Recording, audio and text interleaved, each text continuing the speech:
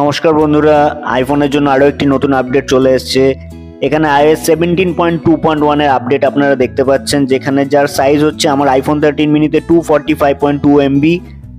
This update provide important bug fixes and is recommended for all users. যদিও এখানে এটি বলা হয়েছে, তাহলে আমরা যদি support.apple.com অর্থাৎ অ্যাপেলের যে সাপোর্ট ওয়েবসাইটটি রয়েছে সেখানে যদি যাই, সেখানে গেলে কিন্তু iOS 17.2.1 এর যে আপডেটটি 19 তারিখে অ্যাপেল রিলিজ করেছে, সেই আপডেটের এখানে কিন্তু কোনো CVE অর্থাৎ আপডেটের ডিটেলস অর্থাৎ কি বাগ এখানে ফিক্স করা হচ্ছে সেই সম্বন্ধে ডিটেল কোনো তথ্য কিন্তু এখানে অ্যাপেলের তরফ থেকে ডিসক্লোজ করা হয়নি। এটি আপনারা এখনই করে নিতে পারেন। এখানে পাসকোড দেবেন, তাহলেই কিন্তু মোবাইল ডেটা বা ওয়াইফাই যেটাতেই করুন সেটা আপডেটই কিন্তু অলরেডি স্টার্ট হয়ে যাবে।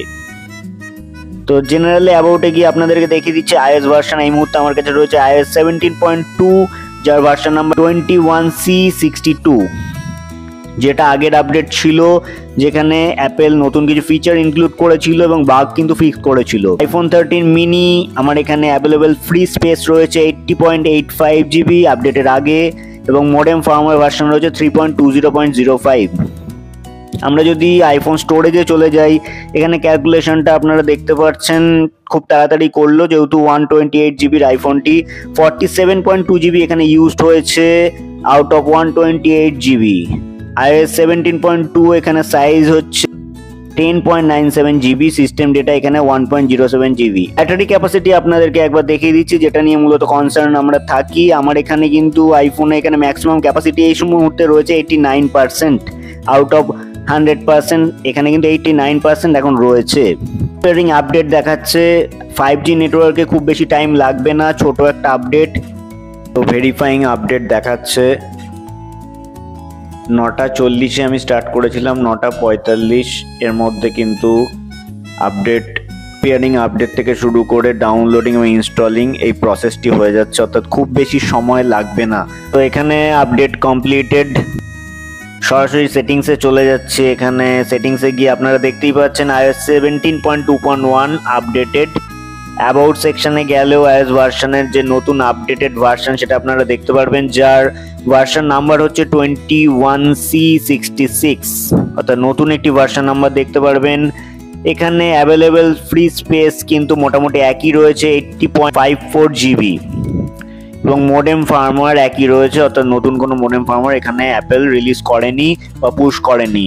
আইফোন স্টোরেজ ক্যালকুলেশনও ফাস্টই হচ্ছে, iOS ডেটা এখানে অলমোস্ট সেম রয়েছে, আর সিস্টেম ডেটা এখানে 1.81 GB রয়েছে। এটা নিয়ে আমরা সব থেকে বেশি চিন্তিত থাকি, সেটা হচ্ছে ব্যাটারিতে আমরা চলে যাচ্ছি। এখানে ব্যাটারি হেলথ ও চার্জিং এ ম্যাক্সিমাম ক্যাপাসিটি আপডেটের পরেও 89%ই রয়েছে। ক্যাপাসিটিতে কিন্তু কোনো রকম প্রভাব এখানে পড়বে না আপডেট করার পরে। তো সবশেষে আপনাদেরকে Geekbench স্কোরটা দেখিয়ে দিচ্ছি, যেটা আমি আগে থেকে রান করে রেখেছি। বেঞ্চমার্ক স্কোর যদি আমরা দেখি, CPU হিস্ট্রিতে যাচ্ছি, আগের বারে অর্থাৎ iOS 17.2-তে সিঙ্গেল কোর স্কোর ছিল 2305 এবং মাল্টি কোর ছিল 5474, যেটা কিন্তু এবারে অর্থাৎ iOS 17.2.1 আপডেটের পরে হয়েছে 2156 সিঙ্গেল কোর স্কোর, এবং মাল্টি কোর স্কোর হয়েছে 5368, অর্থাৎ সামান্য কিছু হেরফের হয়েছে, অর্থাৎ পারফরমেন্সের সেরকম কিছু হেরফের কিন্তু এখানে করেনি। যদি জিপিইউ বেঞ্চমার্কের দিকে যাই, তাহলে জিপিইউ হিস্ট্রিতে আমরা চলে যাচ্ছি, যেখানে আগের বারে 17.2-তে জিপিইউ স্কোর ছিল 17834, এবারে কিন্তু সেটা হচ্ছে 17965, অর্থাৎ সামান্য 19-20, অর্থাৎ পারফরমেন্স এখানে কিন্তু কোনো রকম চেঞ্জেস এখানে আসেনি। এই আপডেটটি করলে পারফরমেন্স কিন্তু ডিক্রিজ করার কোনো রকম চান্স নেই।